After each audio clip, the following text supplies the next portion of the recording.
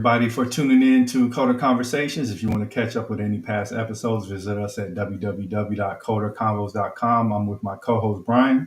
Hey, this is Brian Russick, professional drummer, drum teacher based out of Suffolk County, Long Island, New York. And I could be found on the web at brianrussick.com. And for tonight's guest, we have Brandon Bujnowski, business owner and AV technician, and much more. Welcome to the show. Thank you very much for having me, you guys.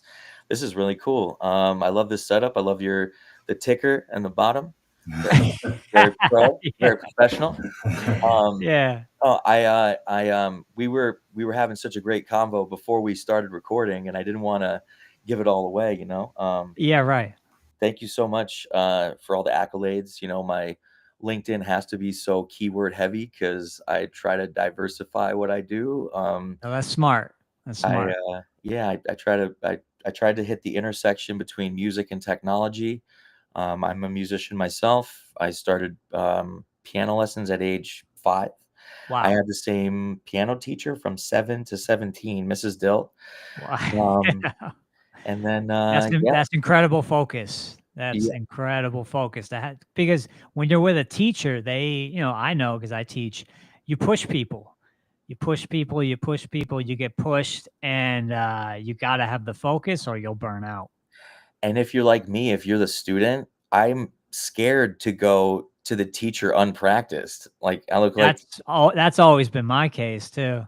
So I think that was good. I mean, not like my mom forced me into lessons, but I wanted to starting at Right. 5. Wow. Music has been a big part of my life, since then. But I've really wanted to focus starting at age 13 on recording music. Awesome. Just went to a music store once, and one of the guys there showed me an 8-track recorder that burned CDs out of it. Pretty Started impressive there. at the time, I'm sure. Yeah. And then I went, made my way to NYU for music technology, and then started a company. Wow. I was going to be there tonight. It's very, very hot and heavy in there with a lot of metal and hardcore and punk bands surrounding me. So it would have been probably distracting for this. A bit distracted, yeah. But on that, I have been in that building. I have 2 adjacent rooms. One's a live room and one's a control room. I record local punk bands, metal bands. I've gotten into recording a lot of rappers. I've gotten back into making beats. Oh, wow. I do it in a weird way with Pro Tools, which is my regular software. Oh, you write it in Pro Tools. Pro Tools is not necessarily a beat making program because you have to stick to the tempo. You can't really spend time in Pro Tools like you can with other tools like Ableton and stuff. But it's been fun. It's been fun to research. Like Illmind is a beat maker who makes beats in Pro Tools. So I don't know. That's awesome. Yeah, I used to make beats in FL Studio. I like the little waveform. I like the active waveform that I do like that program for that because I love watching kids speed run making beats. Yeah. So impressive. Yeah. What kind of beats do you like making? Mainly kind of like mid-90s hip hop, like Tupac. Love it. Boom bap kind of? Or... Yeah, and then I have it's kind of a side project. I've composed video game music. And it's like chiptune. So we're talking like early 90s Sega Genesis. I want to say that kind of vibe, yeah. You might know a band that I went to college with, Anamanaguchi. Oh yeah, I've heard of them. I went to NYU with Ari, who is the Game Boy player in that band. Wow. This person developed a Game Boy cartridge that actually activates whatever in the sound card to make it into a 16-step sequencer. So you can make beats with the internal sound mechanisms in the sound card there. That's amazing. And he let me play with it. That's cool. You met him. Yeah. Had some classes with him. It was like 2009, I think. Oh, wow. Yeah. So yeah, you kind of mentioned you played the piano, but now you're kind of behind the scenes. Was that intentional? Like, did you always prefer to be behind the scenes? And I've always had an infatuation with how things work. What's funny is I do have a limit, which is why I think I've diversified so much. Like, I know how to do something up to a certain point, and then there's like people are so heavily knowledgeable about such deep internal things about, what they're focusing on, that for some reason it makes me want to pivot. But I playing piano, doing music was, I guess, a catalyst for me wanting to get into learning technology because of my passion for wanting to lay down my recordings and my ideas. Right. Overdubbing was my own discovery myself. I'm from a very small town. Like I said, I was telling you, my drummer, or my first drummer of my first band, was my next door neighbor. We have like the reverse story, Brian. Like we're like my Right, next door, yeah, drums and guitar and, like, yeah, you're listening to, like, Green Day, Blink-182, just trying to Nirvana, you're just trying to bang out some songs. his older sister Heather ran down the stairs like, "Was that you?" singing. Like, it was an exciting moment. Nice, Um, but yeah, the passion for music really sparked my interest in tech. So, but okay. it allowed me to join, like, to pivot into the corporate world too. Not gonna lie, it is hard out there to be a Yeah, freelance audio engineer or musician, and you know that. I mean, absolutely. um, so audio visual, and that's what Kevin said in the beginning. It's what does that mean? Um, I worked at Lyft and Google prior to where I am now. The first question people say is, "What does Lyft need audio visual for?" Well, Right. there's just conference rooms in the headquarters, and sometimes there's town hall spaces for all hands meetings. So I run all that gear. I'm getting to learn more about video distribution because of that, and because it's just part of that job. But it's all about signal flow, just like audio engineering. So yeah, it was like a natural pivot. Can you describe to our audience what signal flow is?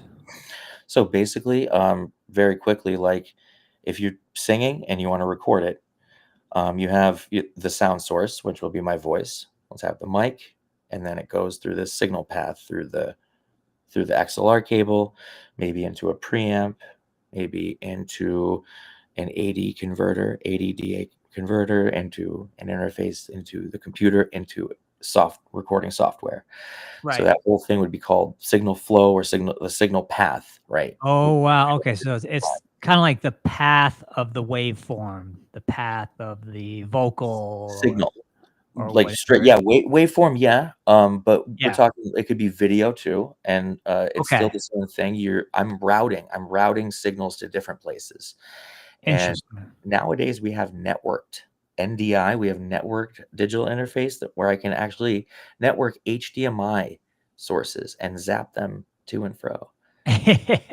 Pretty interesting. Impressive. yeah, you mentioned a lot of the hardware. I'm sure there's a lot of people who are not necessarily audio savvy. So, what's like a DAC? What's a preamp? What do they do in the audio chain?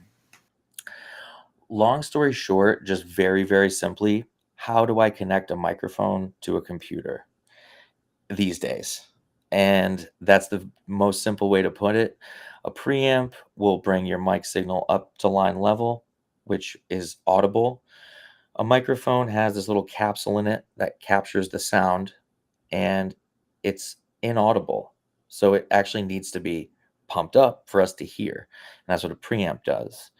And then the analog to digital converter and the digital to audio digital to audio converter, is how the analog signal gets converted into digital to be on the computer. So we also have like compressors and some other things. What does a compressor do?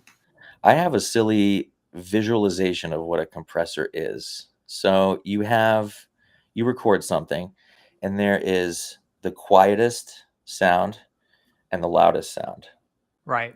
And then the compressor allows you to actually bring the softest up, the loudest down, to allow for more headroom to bring the whole thing louder. That's what a compressor is. So Awesome. it kind of reduces the dynamic range. The quiets get a little louder, the louds get a little quiet, and kind of makes everything even, especially for Even. podcasts. You don't want to hear people whispering. And okay. Absolutely. Interesting, but yeah, you mentioned like before when we were having a conversation, you came from a small town. There's probably not a lot of opportunities. So like, how were you able to make a path into the industry?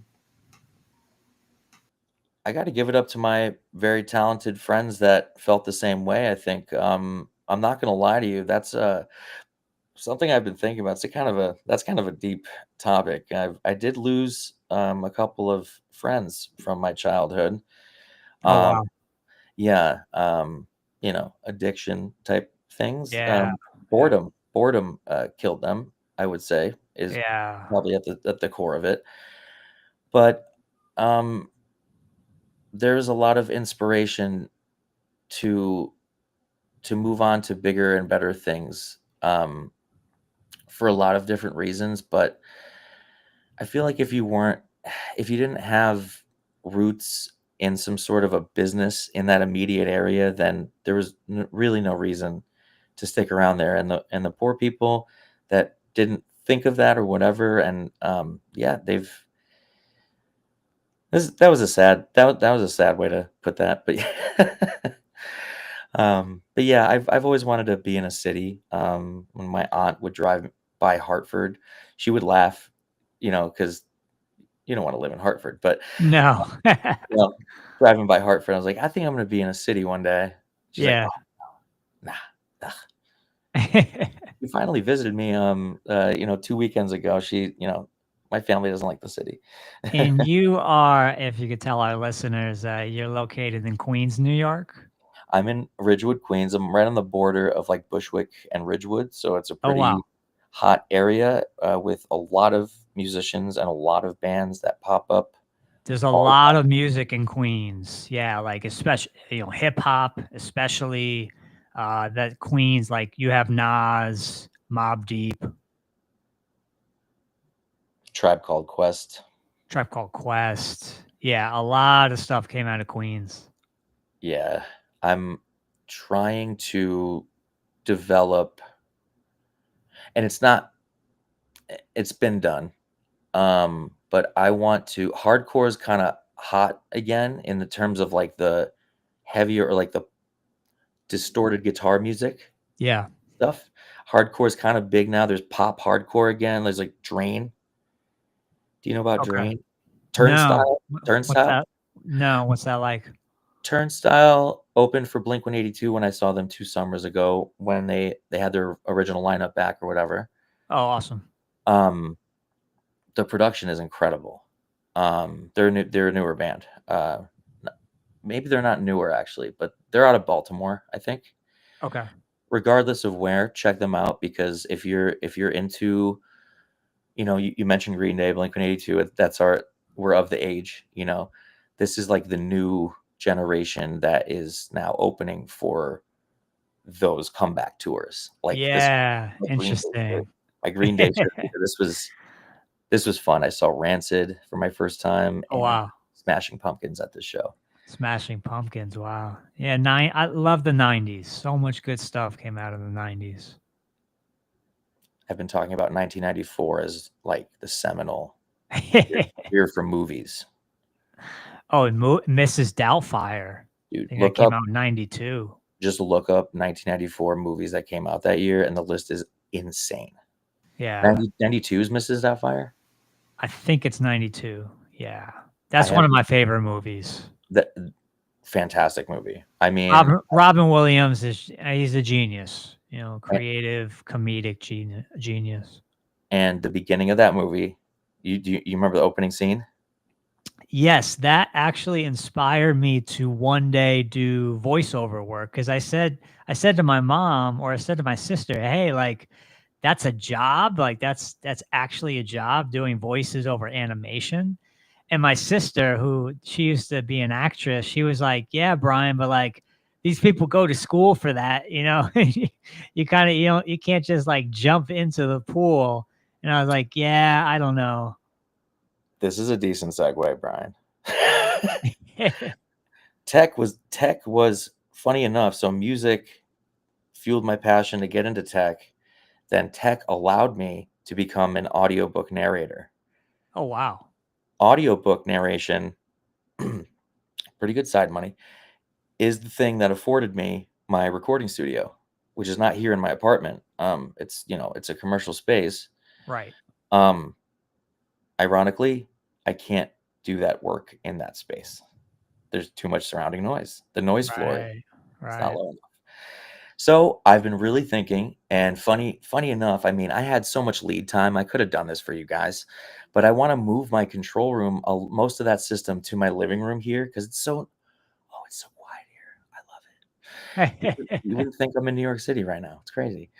No, but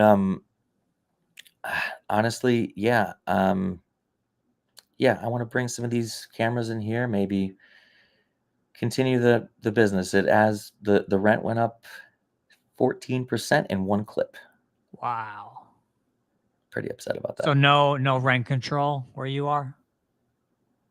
No, not for the commercial side. See, I looked that up, and they can do whatever they want. Whatever they want, yeah. So how did you get into audiobook narration?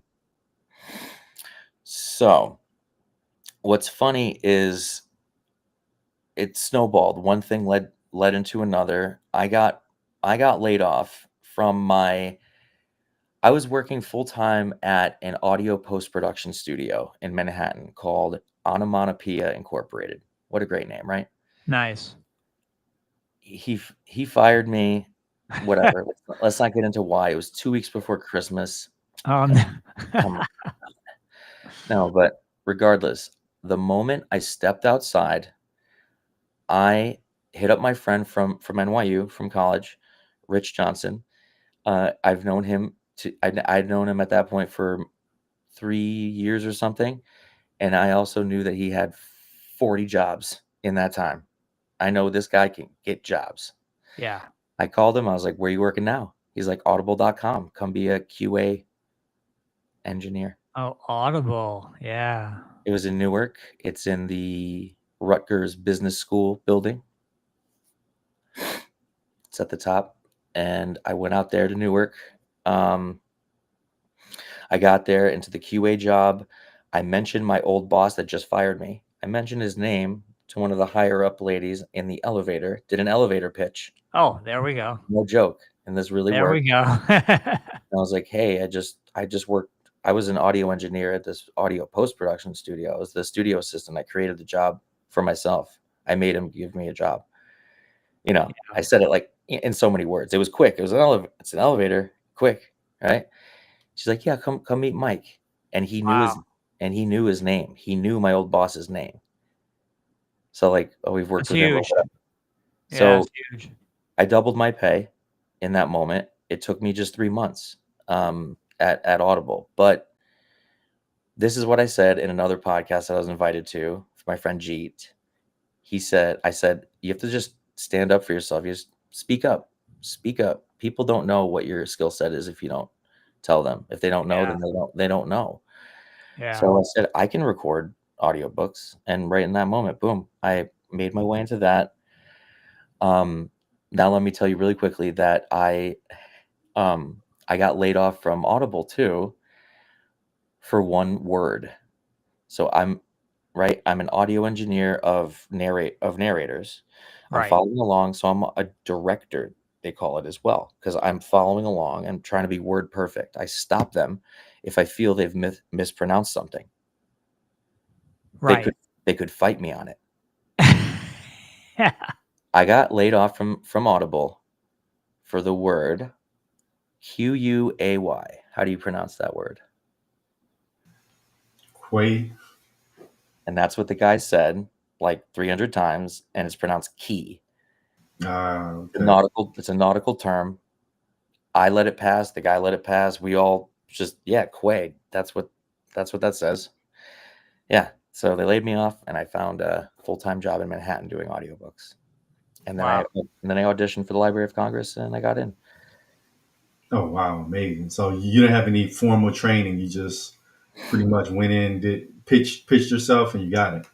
I think the training was my working on 4-figure number of books over like 3 or 4 years, full time, carpal tunnel and all.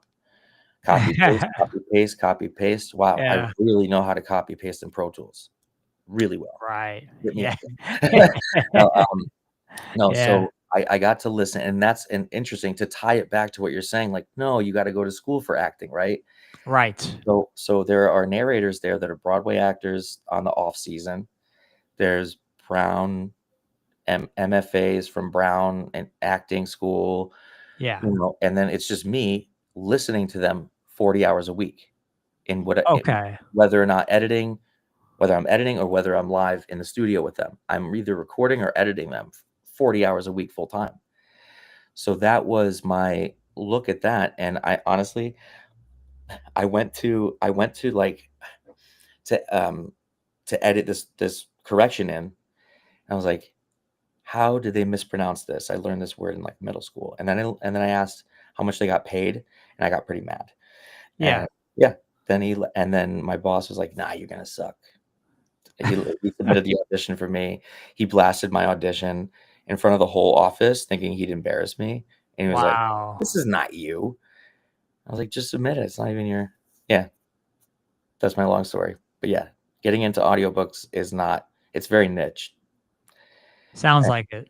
I've gotten a couple other people into it though. ACX.com is a great resource. It is it's like audible.com's home content acquisition program. They have open auditions. Excuse me one second.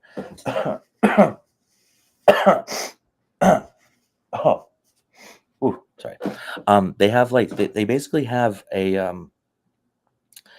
rolling open auditions, sometimes up to 5,000 or 6,000 at a time. And there's different genres. You can choose different payment types. You could do royalty shares, which not to blow them up, but I mean, are you gonna try to do some work for an unknown author on a royalty share? Probably not, Probably not. Yeah. But anyway, yeah, that's the full story. Probably luck with the elevator pitch. Yeah.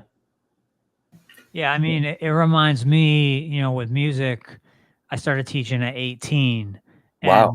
and the first that's pretty young, Yeah. and I had been playing since 14. I really kind of came into my own at 16, and then Wow. at 18, basically, I had the confidence to walk into a music studio, shake the guy's hand, introduce myself, the owner, and I said, "Hey, I've got a couple tracks on this CD of me playing. I'd really love to teach drums for you. Let me know if that's something you're open to." And he's like, "Hey man, like I love your direct approach. Like it's very old school. People don't do that anymore." And so he said, "Yeah, let me check you out and I'll get back to you." And he got back to me, and then that was my first gig. That's amazing. So like you're saying, elevator pitch, like if you can make that connection with the right person at the right time, you could get incredible opportunities. I agree. I don't know if I'm at fault for it not happening lately again, or you know, I don't know. I don't think you can time that kind of stuff. I think it happens sporadically, randomly. I can name a couple of moments also that I didn't step up in time for certain things. That's Yeah. another. Speak up, speak up if you want something, just you might as well at least put the energy out into the world. Yeah, I like the saying, a closed mouth doesn't get fed. If you're not letting, like you said, if you're not letting people know what you do, what your skill set is, what your, professional line of work, they have no idea. And so they'll just make assumptions based on how you look. I think most people, at least. I gotta say, I'm not the classiest dresser. And I work at a PR firm now. And yeah, it's like night and day. I'm clearly a tech guy. Like, Sure. I walk around there, they're like, oh, that's definitely the new IT guy. Okay. Yeah. I don't know. I like dressing up, but for what I do day to day, there's no way I'd like to wear, you know, honestly, I signed up for this, but I went from doing almost nothing, waiting for problems to arise, which I didn't like. It was rotting my brain, to signing up for a lot of work, very busy weeks. But I find myself under conference room tables, under like rewiring stuff, so I'm glad I don't have to wear a tie. That's great. So yeah, kind of diving back into the audio narration thing. Yeah. You've edited a ton of these books, and you've also done it yourself.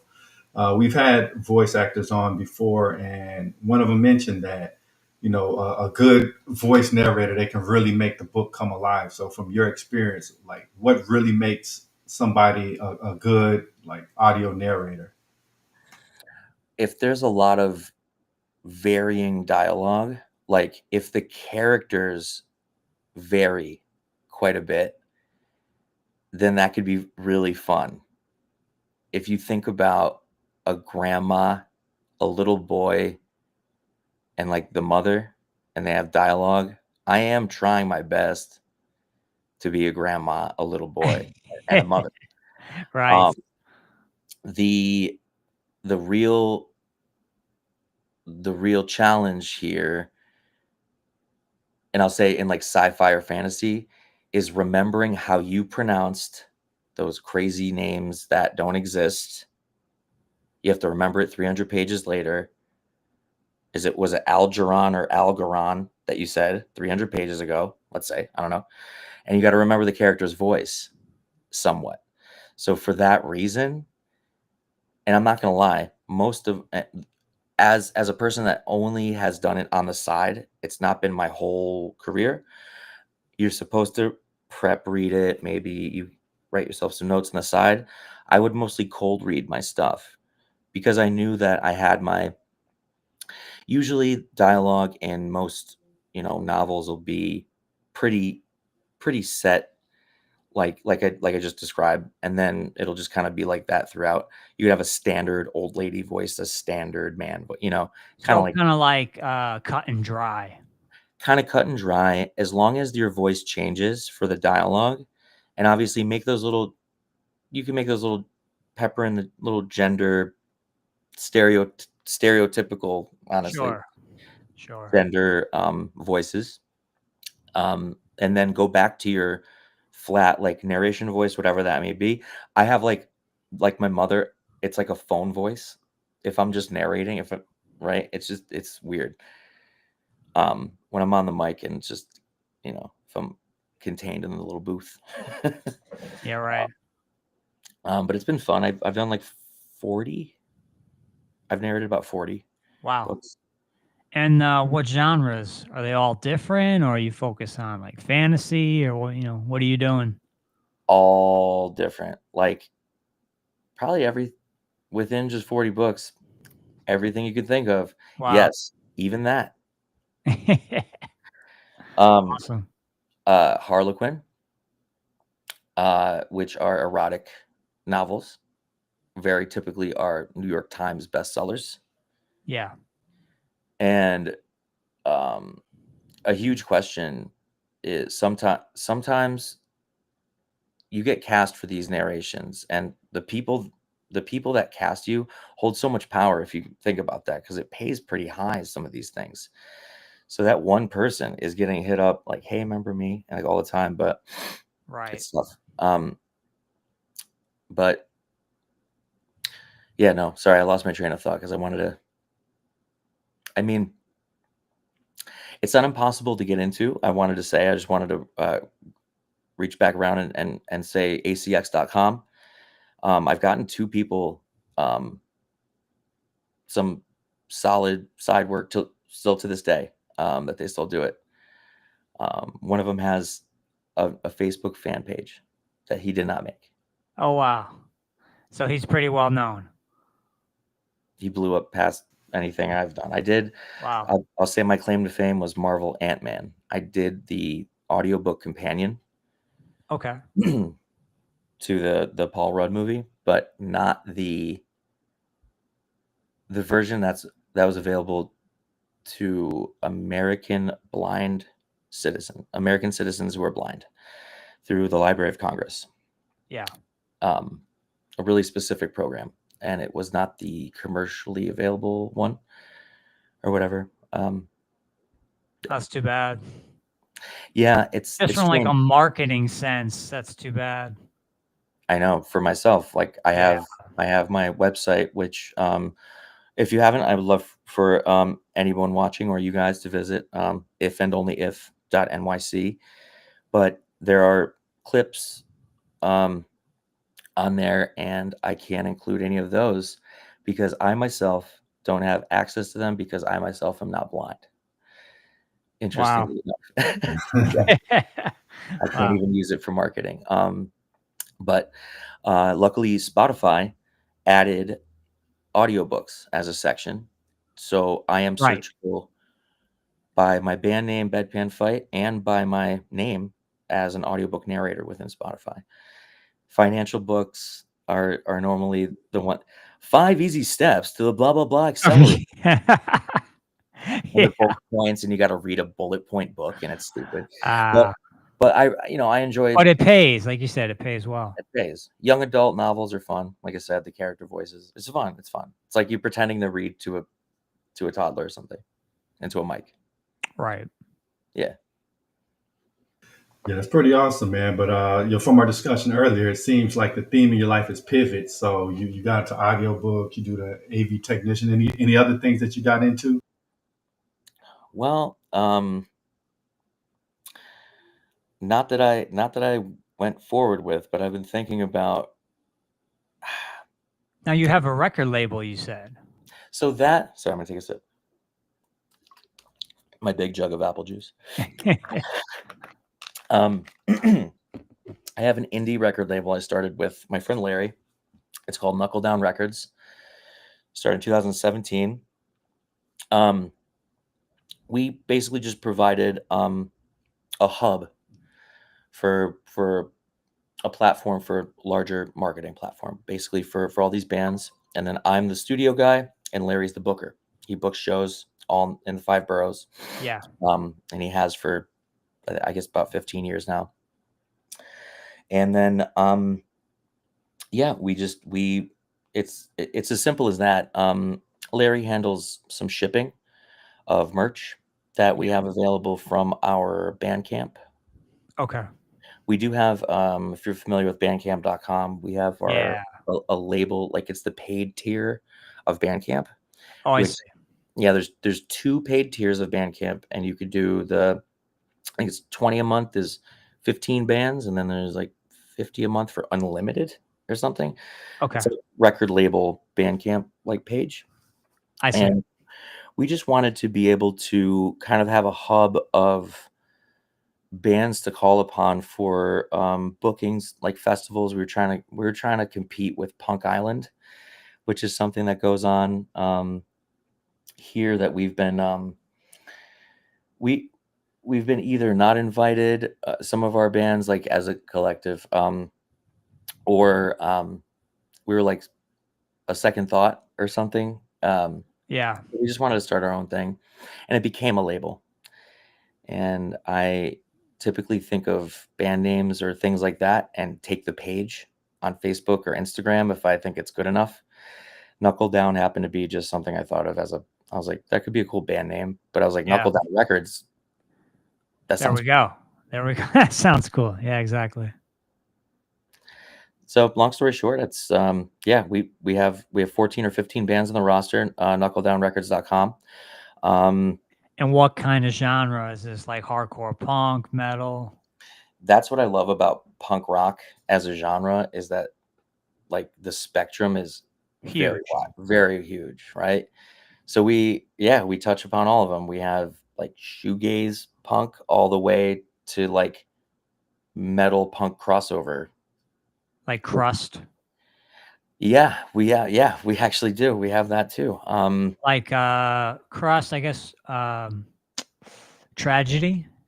You know them? I have heard of that. Why did somebody mention them to They me? used to Wait, be really, really popular. I don't know about now. I don't know if they still play. But I think what the singer or the bass player was from His Hero Is Gone, which was a Crust group. hmm. No, I somebody mentioned them. That's so crazy because this happens to me a lot. Like the only two people named Mikhail that I know hit me up at the exact same time. Ding ding, like it kind of thing like that. I don't know. It's been happening to me a lot lately. No, but Like a synchronicity. yeah. Yeah. So bedpan fights like comedy, pop punk, or like No Effects or something like that. Larry has two bands, Butt Pyrite, and that's like a comedy hardcore. Tie your shoes. You don't want to trip. No, it's all hardcore music that you can show your little kids. It's super fun. Oh, it's funny. Do the dishes. They're piled to the That's ceiling. awesome. Yeah, no. So I started out with my friend Larry, and he's been a long-standing tenant of mine in my studio. Yeah, his two bands have been. So basically, he's helps keep my studio alive, and then he books my band sometimes. He books a lot of bands in town.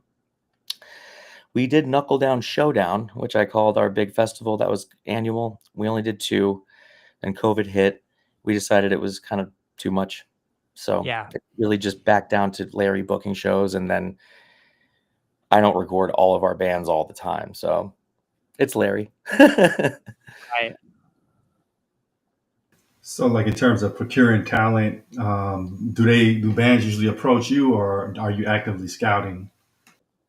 Bands usually do approach us just by, I guess, finding pictures tagged from shows, I suppose. So it's just like word of mouth or Instagram. Yeah, word of mouth. I guess Larry again. He lives in Astoria. He's been a staple of like punk booking, I guess, in New York for about, I guess, like I said, 15 years or so, maybe. Astoria is a really cool area. Yeah, and Shillelagh Tavern, A little busy though. good food everywhere, honestly. Yeah. Yeah. Um, no, but That place called, it's called Yeah Baby. I have heard of that. Yeah, like a gyro place. Yeah, I have heard of that. Halal. Yeah. Oh man, there's the Yeah. comfort food place. What's it called? Comfort Comfort food. Zone, I don't know. something like that. Oh, those chicken But sandwiches. no, Astoria. Yeah. I used to, one of my doctors used to be in Astoria. Get some nice food after the doctor's appointment. That's pretty much, man. Yeah, exactly. Absolutely. So, like in terms of like signing a band, what traits do they have that really stand out to you to make you say, "Hey, I want to bring this guy in my company or this band in my company"? Um, Great question because of the fact that like I said, I'm trying to say it without saying it that we don't do that much for them. We just provide a bigger platform.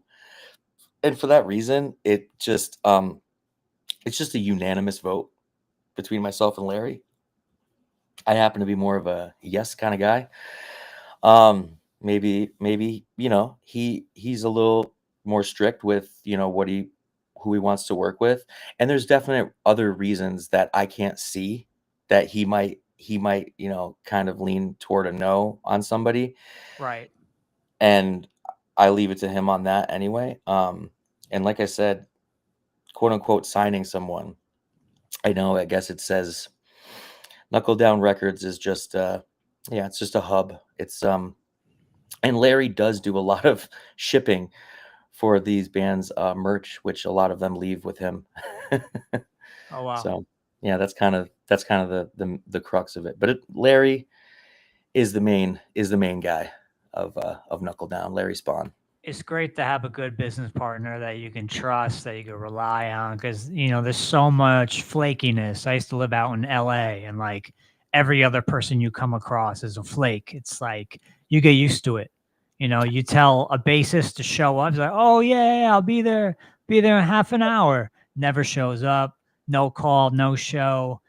Me and Ugh. my buddy Sean, we tried to get a bass player to come like for a year or two straight. Not one bass player showed up. So that's LA. Yeah, in a nutshell, that's LA. Or is that bass players? No, because I don't know. I joke because Bedpan Fight has a song called Mauricio, and that's about one of our bass players who was no call, no show. So Oh I said, wow. "Whoa, whoa, whoa! We got to go. Whoa, whoa, whoa, Mauricio." And that's that song. I don't know. Became one of our staples, I think, at our shows. Nice. Yeah. So I know you mentioned that you're also into technology. So how do you see like modern technology marrying with music? Now I know we have like AI and all of this other stuff coming down the pipeline. I have had some. I've touched upon AI in the VO world already, where I have had to record people attempting to make more lifelike AI models to imitate celebrities. I recorded a woman that they needed a new model for Lady Gaga AI. Right. I haven't touched upon much music AI yet. I feel it could. I feel that to step ahead of any like worry that we might have about AI taking our jobs, I feel like we have to just use it as a tool for our jobs. Yeah. AI can be, even with just like Google, like generative AI search, I'm able to learn, like, I was able to learn like DaVinci Resolve in a day. That cool program, man, by the way, for video editing. Um, um, and it's free. Um, Nice. but yeah, I mean, AI I think should be viewed as a tool instead of something scary, because I really feel like a lot of people are kind of scaring themselves out of it's inevitable. These companies, OpenAI, I mean, they have a lot of money. I mean, it's happening. So you have to Yeah. kind of, you know, You got to go with it, basically. got to go with it, go with the Yeah. flow. So do you think there's going to be like a huge copyright issue down the line? So for example, like hip hop, early on, it had a ton of samples. And once these artists heard the music start getting sampled, they're like, hey, I want to get paid. Like this is my work. So with AI kind of sampling and maybe coming up with something new, do you think that if you can see like where it was derived from the original owner, they have copyright claims? Or Hmm. No, that's an interesting point. I mean, It's a good question. yeah, I mean, I feel like AI would like help people fully disallow copyright infringement eventually, right? I don't know. I feel like I'm trying to think positively. Like I understand the idea of like generating AI music and just, you know, I don't know. Hmm. Now I'm just now I'm just stuck in thought thinking about like if you feed it if you feed the model like all these different things, like what could the result be and how does it change over time? And I don't know. I don't even know like if I answered a question or if yeah, I think this is an open. What do you think, Kevin? I don't know. yeah, because I'm like, say for example, okay, 50 Cent, feeding the AI all these 50 Cent tracks. I'm making a new CD. Is it like 50 Cent now, or is it Oh, mine? Or oh, that's what you're saying. Um,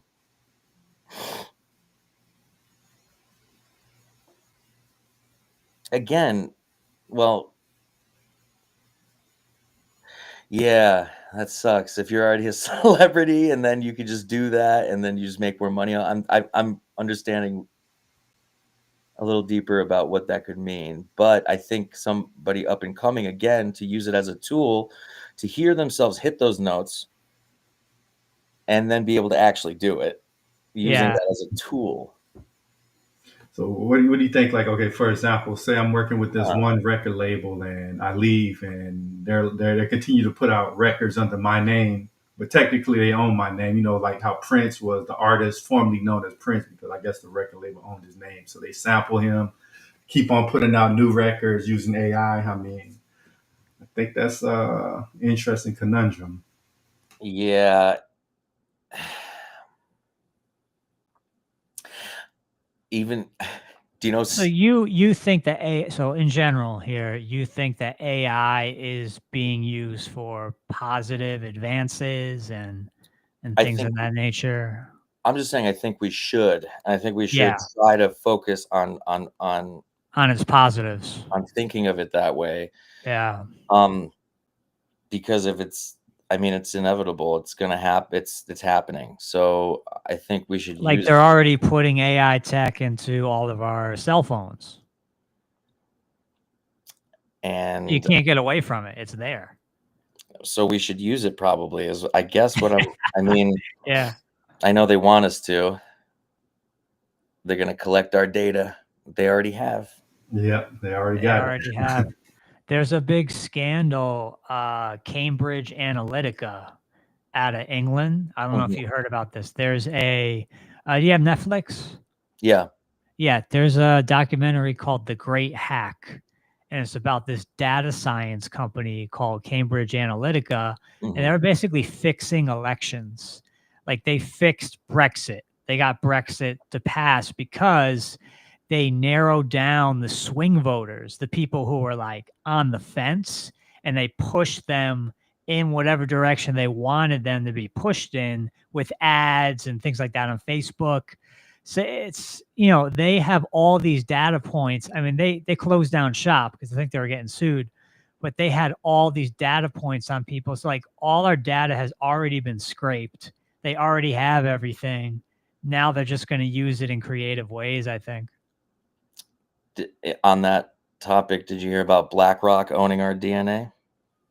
I I'm didn't hear about that one. Tell us about it. not surprised. Yeah, can you elaborate? I'd have to. I mean, now that I opened a can of worms, it was remember Ancestry.com and all those, or Yeah, what's another one? There's another one. 23 and Me, something like that. I think there was some sort of acquisition, and I believe um, BlackRock now owns our DNA. If you've done those things, Wow. yeah, which is interesting. That is not a. I mean, that's a. Well, I guess everything's a tech company with enough money, right? But they're like a investment firm, right? Yeah, there was recently a story about I believe it's the University of Zurich. They released these AI bots on Reddit, and these bots were actually able to convince people, kind of able to shift their opinions. So Wow. just from the standpoint of propaganda, this is incredibly powerful technology. Hmm. Well, it's kind of like that show. Have you ever seen an HBO called Westworld about the Oh yeah, robots? yeah, Because basically that's AI. I mean, it's a creepy version of it because they're showing that the robots at first are just plain old robots, but then they start to get smarter, and one of them realizes, oh, I could rewrite my own code. So like they had this stipulation in there, this rule that the robots could not touch humans, they couldn't hurt humans, they couldn't kill humans. And then this one robot, I forget the name of the character, she edits her own code and now she's killing humans. it reminds me of did you see in China some sort of robot started going crazy? Yeah, Yep. punching somebody or Yeah, it was like hanging on like chained up kind of, and it started going wild. Yeah, yeah. Oh, don't get me wrong. There's scary. There's a lot of scary. There's a lot of scary parts of this, but I don't know.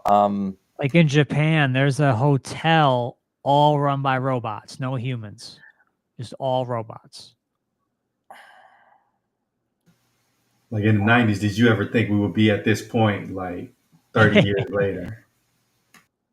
No, because here's an interesting point is that technology and social media have made us less social in person. Yes. Yeah, I agree. It's like So we have more access to each other than ever, but we're interacting with each other a lot less, interestingly enough. You know, and that's why I love the platform of the podcast. You can connect with people all over the world, different skill sets, different positions, different industries. Like I book all types of people, you know, just to the listeners listening tonight, we book all types of people because we feel like everyone has a right to have an opinion, and we want to see different people's viewpoints on how do you break into the tech industry? How do you break into the video game industry? You know, things like this, or the music industry, more shadowy. How do you break into that? You know, we try to discover these things with people when we bring them on the show. And I think, you know, I enjoy, that's probably what I enjoy most about it, the creativity of the letting people know, hey, you know, here's 2 tips to live by, here's one thing to do to advance your career, which is huge. Like if there's a kid listening to that and he's like, hey, maybe I can do video games, maybe I can turn this into like a profession, maybe they will because they listen to the show. So like it's stuff like that that I think about. You know, I try to be inspirational and in my talks, and Kevin does the same thing. Right, Kev? Yeah, I mean, we're interacting with each other just less and less. So, you know, there's a huge gap of knowledge there in a lot of like some stuff you can only know if somebody tells you directly. It's not always in a book. So, just the lack of socialization, there's a huge knowledge gap. So, something like a podcast where you sit down and you socialize with somebody, you see their face, you're able to give them a taste of humanity as well as kind of alleviate some of those questions they may have always wanted to ask but may not have been able to. love what you guys are doing. Thank you so much.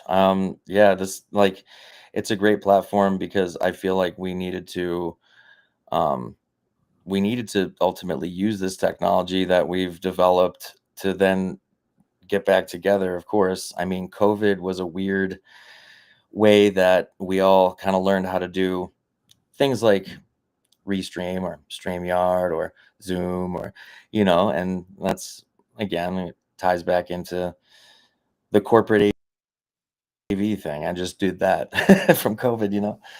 Um, but yeah, can I ask you, actually, Brian, like, how did you get into video game music? What did you, Video game music. It's a great question. I think it's from my love of, you know, games like Sonic the Hedgehog, and you know, just remembering back fondly the nostalgia of thinking back to playing that game, hearing that, you know, that tune, dun, dun, dun, dun, dun, dun, dun, dun, dun, dun, dun, dun, dun, you know, like that kind of stuff. It's like this fusion mixed with, you know, video game sounds and just really far out there stuff. That's really what inspired me to buy this machine called the Korg EMX1. It's called the oh, Electribe. So there's a newer Electribe, Electribe 2.0.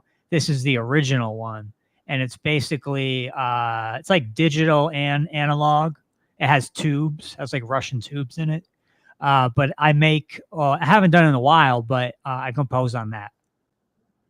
that's awesome. And anything like notable that we may have heard of, or like, is it available on Steam or like where? So I have it available on YouTube and Bandcamp. Oh, nice. So I have a couple albums that people can buy. I think I made 1 or 2 of them free. You know, Cool. I'm just really about sharing the music, getting it out there. I have actually 2 YouTube videos. One of the album's called Fighter Jet OST, and it's the music that you would imagine hearing if you're playing the game Raiden, that arcade game with the little fighter jet ship. So yeah, I have one album that's like that, like fighter jet music, kind of like a little more pumped up, a little more punk rock kind of vibe. And then I have another album called Water Levels, and that's more so chilled out, kind of like hip hop beats meets Sega Genesis meets Super Nintendo, Echo the Dolphin, Oh my stuff like that. Stuff Big dream, like big do you Dreamcast guy, dude? remember yeah, do you remember the soundtrack for Echo the Dolphin? I do. So that's a huge that was a huge inspiration for me.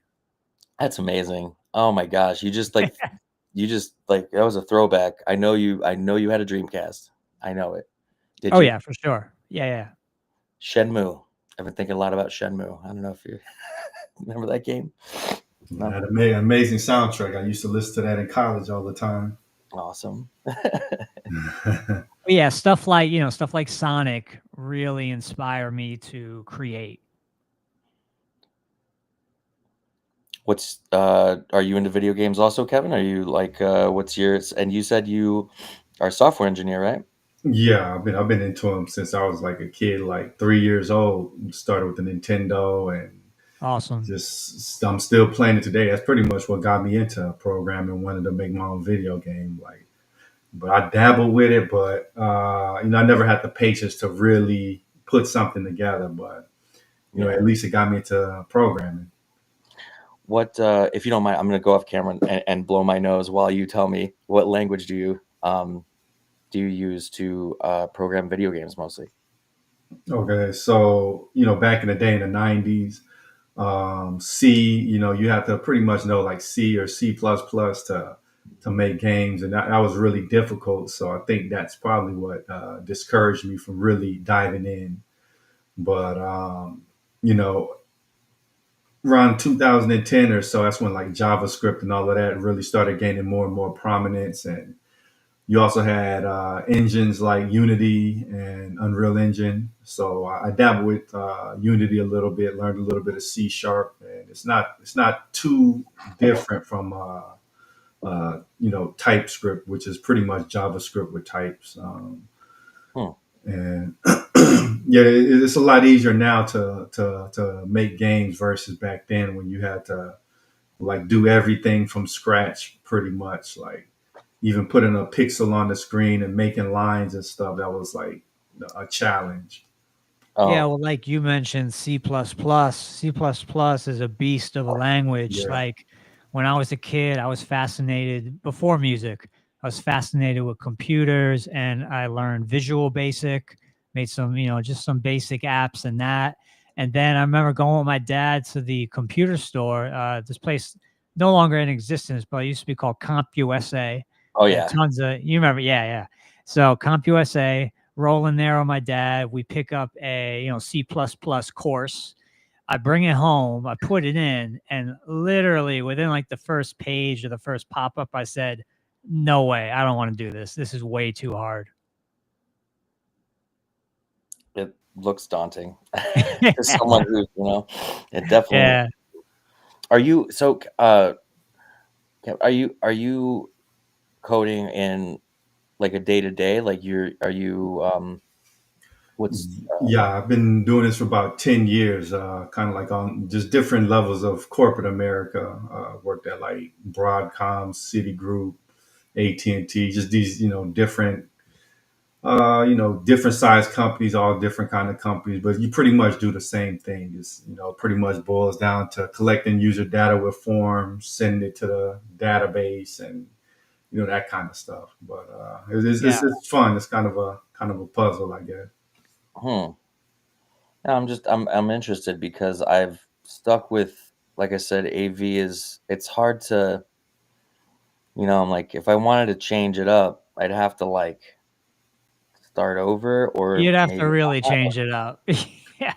Well, I think you could kind of gradually do it, like learn some on the side, learn how to automate some of your current tasks, like do a little scripting here and there. And yeah, once, because the fundamentals of programming, they transfer over once you learn if statements, loops, Well, that yeah. kind of I stuff. mean, really, just learn. If you want to step into that realm, learn JavaScript. JavaScript has become like the go-to for web apps and or TypeScript as well. Um, but yeah, JavaScript because it wasn't real popular when it first came out, but now everyone uses it. So it's like like something that's very, very much in vogue right now. You know, so just like automate, you know, do little fun things. You can even do robotics with it. Like find something that would hold your attention and just fiddle around with it. Do you actually? What's funny is what was I gonna say? This guy was using, what was it? Raspberry Pis Yeah. to. He was using. I don't know why I just thought of this. Whatever. I'll just finish.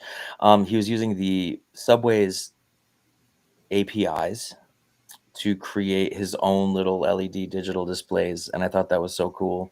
Like to show the train time, like within a bar, like inside of the bar, you could see when the L train's coming, kind of thing. Wow. Yeah, that was a public API, and and I was like thinking, yeah, I don't know, learn a little at a time. That's a good advice. Yeah. Thank you. No, because like, Wouldn't you say, Kev, JavaScript, probably start there? Java. Yeah. I mean, not Java, JavaScript. Not Java. Yes, Java. Java's more like C++, just difficult. Yeah. I mean, I think, you know, once you learn TypeScript, Java's not that hard to learn, but it's like not as flexible. Well, you know, meaning you can't just pick up and run with it because you got to download a compiler, all of this kind of stuff. Yeah, like for me, I learned Java first and then jump ship to JavaScript once I realized, oh, wow, this is way easier. Like you can write stuff with very few lines of code in JavaScript that would take like up a whole page in Java. So things like that. Gotcha. So I'll say start off at freecodecamp.org. They got like all kinds of different tracks for free, and you know, you can find something that's you know, more up your alley. And I'm sure you appreciate my studio name. That's a little joke for you guys, and also the fact that I, you know, logic statements are as far as I probably got in, like, you know, like in music technology degree. I learned some electronics, I learned some circuitry, learned logic gates, you know, learned about that, but that's as far as I went. But If and Only If Productions is my recording studio. So That's awesome. Yeah, it's never too late to learn, man. yeah, You know. yeah, I think I should. Thanks for But the yeah, advice. man, we're at the top of the hour, man. Did you want to leave our audience with any closing thoughts before we get out of here? Happy Friday. Stay on top of things that make you happy. Awesome. Hey, man, it was a pleasure having you on. It was awesome, man, hearing your story and, you know, just diving into technology conversation anytime you want to come back, man. Yeah, you too, guys. I love what you're doing. Thank you so much for having me. Yeah, man. It's cool just hanging out, shooting the breeze. Yeah, absolutely. Absolutely. Enjoy your guys' weekend. All right, you have a good weekend. Thank everybody for tuning in. We'll catch y'all next